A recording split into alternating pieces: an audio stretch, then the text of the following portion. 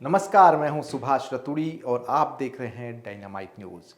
महाराष्ट्र में इन दिनों एक नए तरीके का सियासी भूकंप सुर्खियों में बना हुआ है और ये सियासी भूकंप के केंद्र में है महाराष्ट्र के डिप्टी सीएम अजीत पवार और उनके बेटे पार्थ पवार। इस नए मामले ने महाराष्ट्र से लेकर के दिल्ली तक की राजनीति को गरमाया हुआ है और ये मामला है पुणे लैंड डील का, जिस पर विपक्ष महाराष्ट्र सरकार पर हमलावर है। दरअसल ये मामला क्या है, कैसे शुरू हुआ और कौन इसमें आरोपी है, इसकी हम आपको आज पूरी कहानी बताएंगे। सबसे पहले हम आपको बताते हैं पुणे लैंड डील का मामला दरअसल है क्या। ये पुणे के कोरेगांव से जुड़ा हुआ मामला है, जहां एक सरकारी संपत्ति खरीदी जाती है जिसकी कीमत थी 1800 करोड़ रुपए और वो संपत्ति महज 300 करोड़ रुपए में खरीदी गई। उसके जो खरीदार थे वे हैं महाराष्ट्र के डिप्टी सीएम अजीत पवार के बेटे पार्थ पवार। पार्थ पवार पर और उनकी अगुवाई वाली कंपनी पर आरोप है कि उन्होंने बिना स्टैंप ड्यूटी चुकाए हुए ही इस जमीन को औने पौने दाम पर खरीदा। इसके बाद पार्थ पवार, उनकी कंपनी और उनके पिता यानी महाराष्ट्र के डिप्टी सीएम अजीत पवार चर्चाओं में आ गए और उन पर हमले तेज हो गए।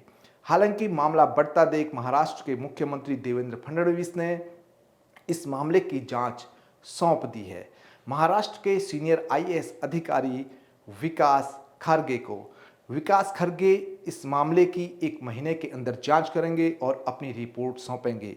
विकास खारगे महाराष्ट्र में इस समय एडिशनल चीफ सेक्रेटरी के पद पर है और उन्हें मिस्टर भरोसेमंद कहा जाता है। अब जो ये मामला है वहाँ से जमीन खरीदने का, पुणे लैंड डील का 1800 रुपये की जमीन को महज 300 रुपये में खरीदने का, इसके पीछे चौंकाने वाली बातें सामने आ रही है।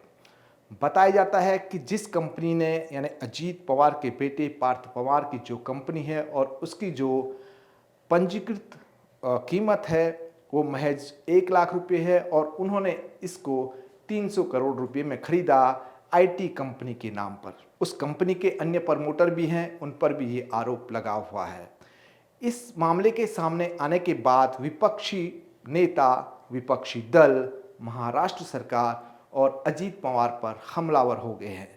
राहुल गांधी ने भी इस पर बड़ी प्रतिक्रिया दी और उन्होंने महाराष्ट्र सरकार समेत अजीत पवार पर जमीन चोरी का आरोप लगाया है। वे अजीत पवार से इस्तीफा मांग रहे हैं। अब जबकि महाराष्ट्र के मुख्यमंत्री देवेंद्र फडणवीस इस मामले की जांच के आदेश दे चुके हैं, तब इस मामले पर अजीत पवार का भी बड़ा बयान आया है। उन्होंने कहा कि उनके बेटे को ये जानकारी नहीं थी कि ये सरकारी ज़मीन है जो पार्थ पवार द्वारा खरीदी गई। इसके साथ ही उन्होंने पल्ला झाड़ने की कोशिश की और ये कहा कि ये जो मामला है अब जांच के दायरे में है, जांच रिपोर्ट सामने आने पर ही पूरा होगा। हालांकि जो उनका बयान है उससे साफ होता है कि जैसे उन्होंने कहा कि उनके बेटे को पता नहीं थी कि ये ज़मीन सरकारी है। उनका ये बयान बेहद महत्वपूर्ण है, जो साफ दर्शाता है कि उनके बेटे पार्थ पवार और उनकी अगुवाई वाली कंपनी ने ये लैंड डील की और सरकारी ज़मीन को औने पौने दाम पर खरीदा। ये मामला महाराष्ट्र से लेकर के दिल्ली तक गरमाया हुआ है और अजीत पवार सबके निशाने पर है।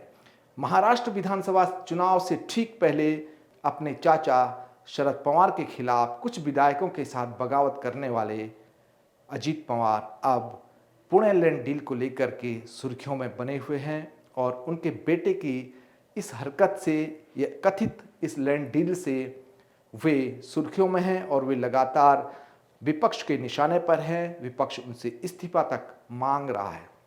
अब देखने वाली बात ये होगी कि विकास खारगे जो वहाँ के आईएएस ऑफिसर हैं, सीनियर आईएएस ऑफिसर हैं, 1994 बैच के कई महत्वपूर्ण पदों पर रह चुके हैं और जैसे हमने आपको बताया कि उन्हें बेहद अनुशासित अधिकारी और मिस्टर ईमानदार कहा जाता है, उनकी जांच रिपोर्ट में पुणे लैंड डील को लेकर के क्या कुछ सामने आता है। इस तरह की तमाम घटनाक्रम और बड़ी खबरों के लिए आप देखते रहिए डायनामाइट न्यूज़।